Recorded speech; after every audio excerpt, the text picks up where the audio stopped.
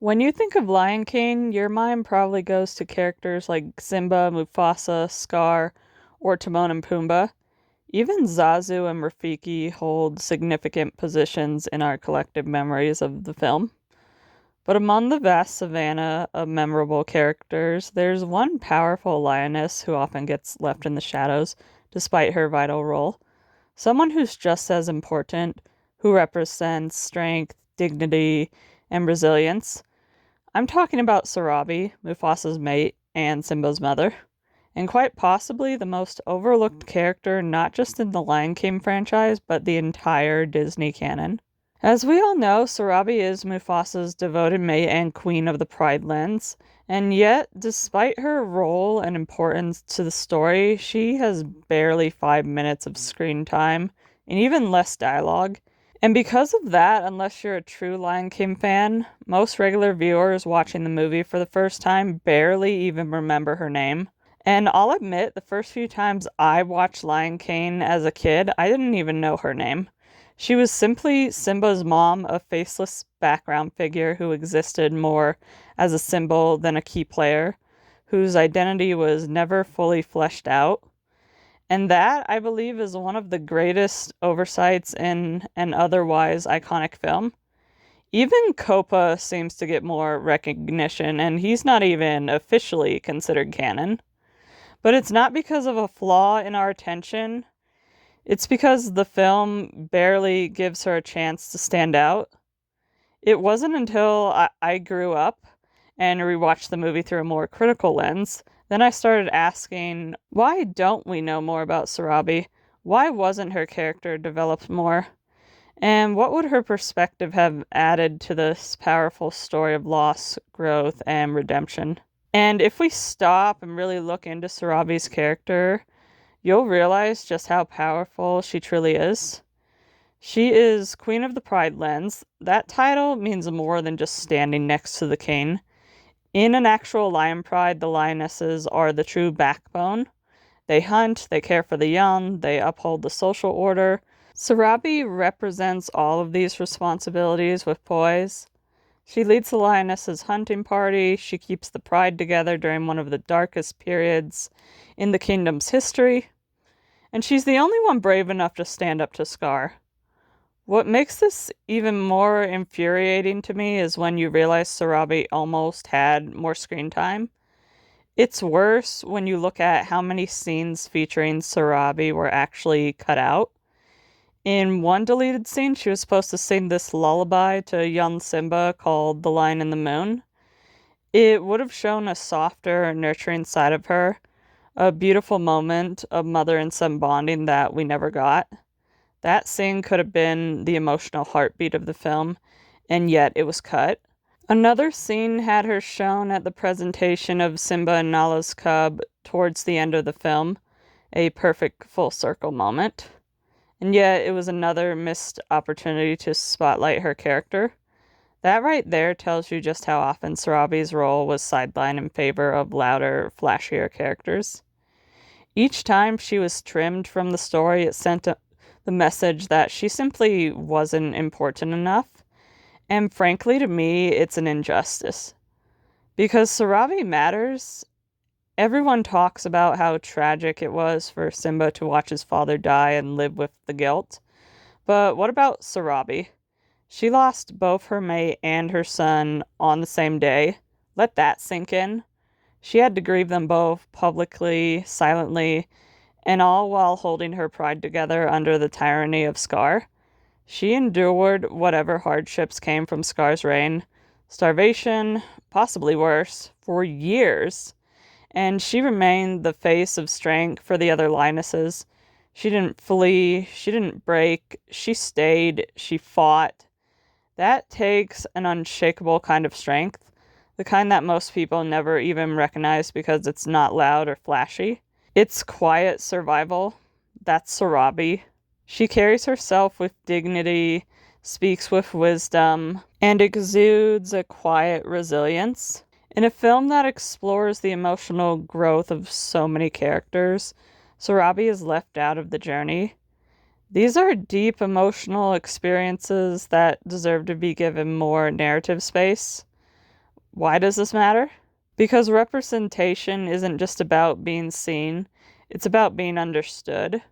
Sarabi represents the kind of woman, mother, queen, leader who often gets overlooked in stories focused on male heroes and villains. Even Nala has a more defined arc.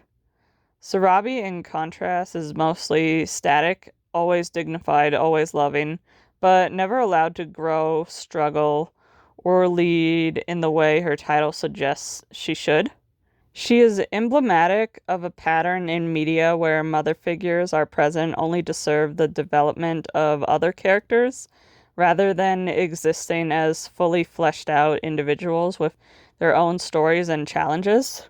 And if the writers were barely going to use her at all in the film, why not just pull a Barnyard? Those of you who know what I'm talking about, Barnyard, the 2006 film.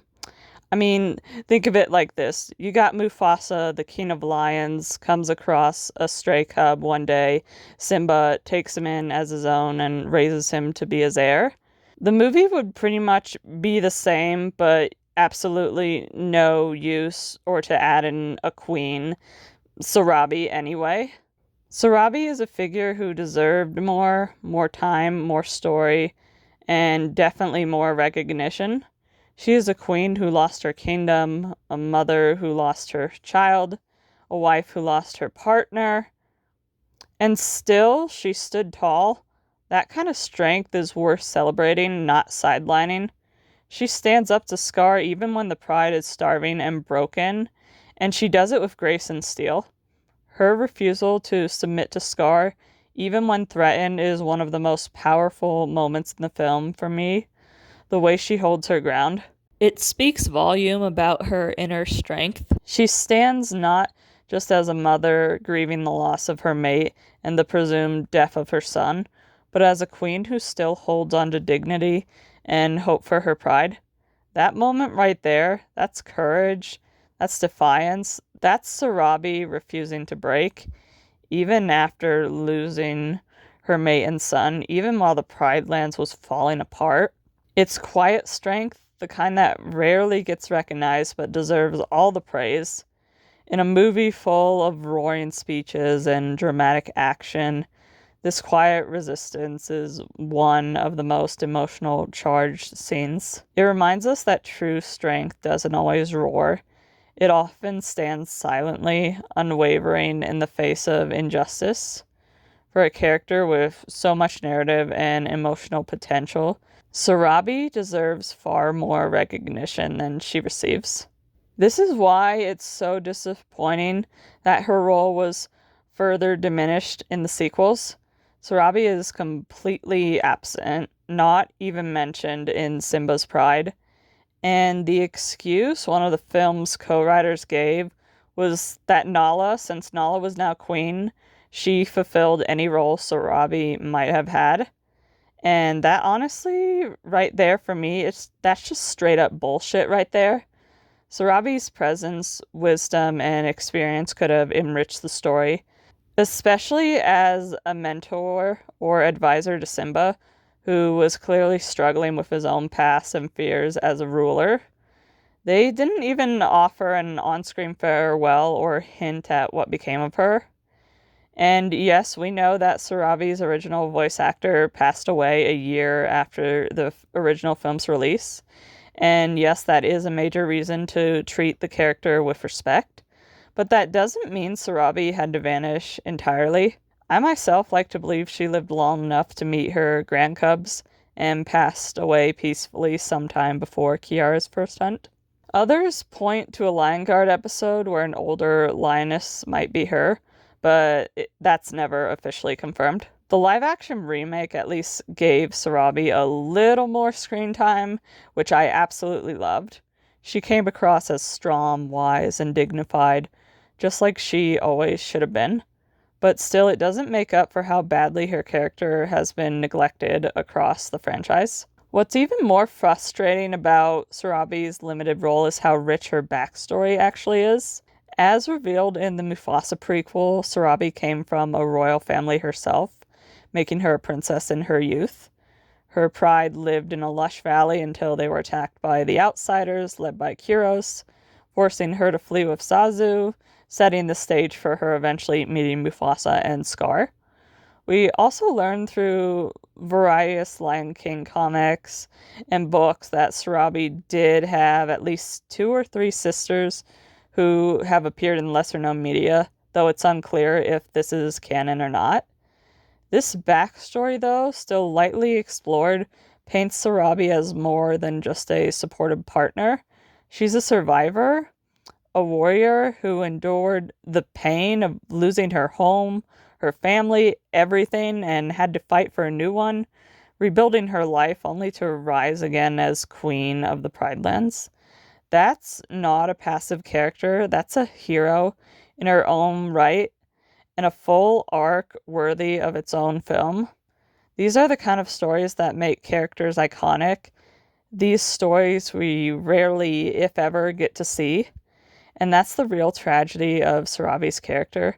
She is so full of untapped potential, and yet Disney gives her nothing. She doesn't get the spotlight she deserves.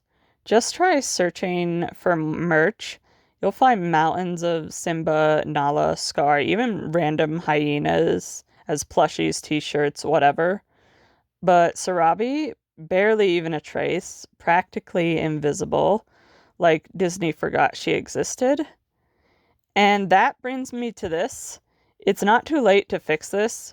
Rumors say Disney wants to expand the Lion King universe like Star Wars or something. And I say this is the perfect time to give us a Sarabi prequel.